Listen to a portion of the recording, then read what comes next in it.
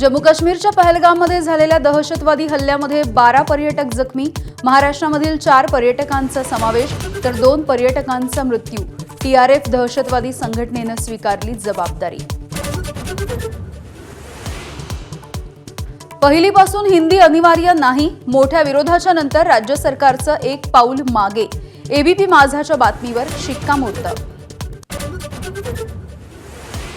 वाढदिवसाला काकी सुनेत्रा पवार यांचे आशीर्वाद घेताना युगेंद्र पवार कॅमेरामध्ये कैद।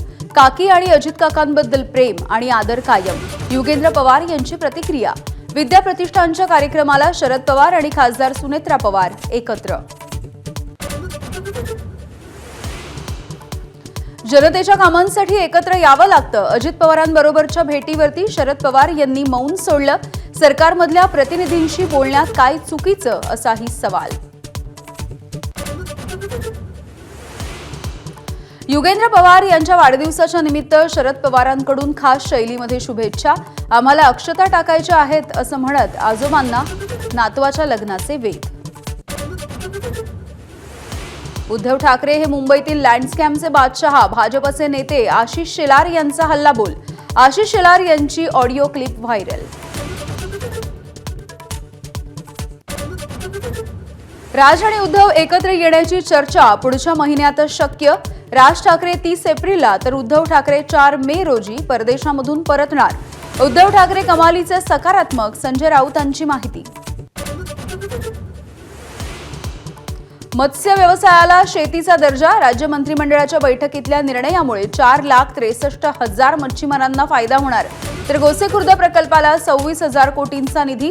भंडारा, चंद्रपूर, नागपूरच्या शेतकऱ्यांना होणार लाभ।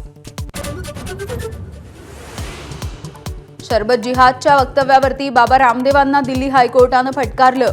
कोर्टाच्या अंतरात्म्याला झटका लागल्याचं मत। रूह अफजानं घेतली होती कोर्टात धाव। पाणी टंचाईवरती मुख्यमंत्र्यांनी सर्वपक्षीय बैठक बोलवावी, खासदार सुप्रिया सुळेंची मागणी। तर उपलब्ध पाणी साठ्यामधून पुरवठा करण्याच्या जिल्हाधिकाऱ्यांना सूचना। उपमुख्यमंत्र्यांची माहिती। जैन धर्मियांच्या भावना दुखावल्यास माफी मागतो। अल्पसंख्याक आयोगातील सुनावणीच्या दरम्यान मुंबई मनपाची भूमिका। पालिका अधिकाऱ्यांवरती गुन्हे दाखल का करू नयेत असा आयोगाच्या अध्यक्षांचा पालिकेला सवाल।